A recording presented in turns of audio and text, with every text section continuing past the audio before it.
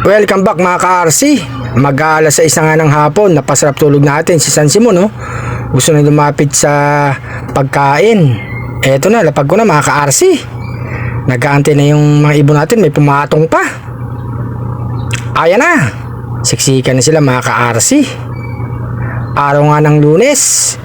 Bukas may training sila, may loading tayo sa club natin. Tapos bibitawan Miyerkules. Ang ganda nilang tignan, nagsisiksikan. Umulan nga ang mga ka-RC. Ngayon nga medyo maambon pa, pero kailangan natin magpakain sa kanila. Baby Batik, pasok! Kain ka dyan, makipag-agawang ka dyan sa mga kasama mo. Eto nga oh, naglagay tayo ng pagkain dito sa taas para hindi sila magsiksikan sa baba. Mga magaganong kumain, si Baby Batik pumalig na sa taas mga ka-RC. Anong nangyari? Ang bilis magsipagkain sa dami nila mga ka-RC. Halos masimot na yung pagkain sa patukaan mga ka-RC. Ay yung mga ibang ibon natin, mga nag-aantay pa yan sa taas oh, nagbabarakuan pa. Oh no!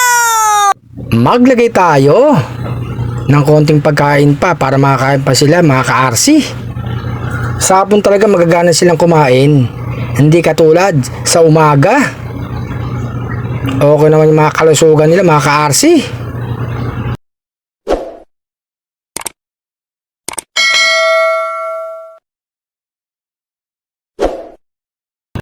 Dito sa taas naglagay pa ako. Ayan silang tatlo. Siyempre si San Simon, siya ang mananaig sa agawan ng pagkain dyan mga ka-RC. Ayan, share silang dalawa.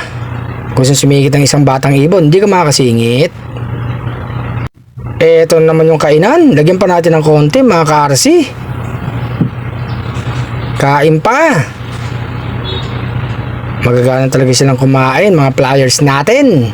Yay! Magpainom na tayo. Eto mga ka-RC, siksikan sila, agawan sa pag-inom. Ang ganda nilang tignan mga ka-RC oh. Mga uwaw na uwaw. Katatapos nga nilang kumain mga ka-RC.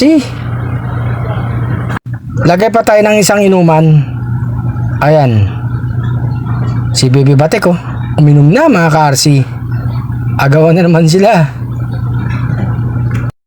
Magdagdag pa tayo ng tubig mga ka-RC.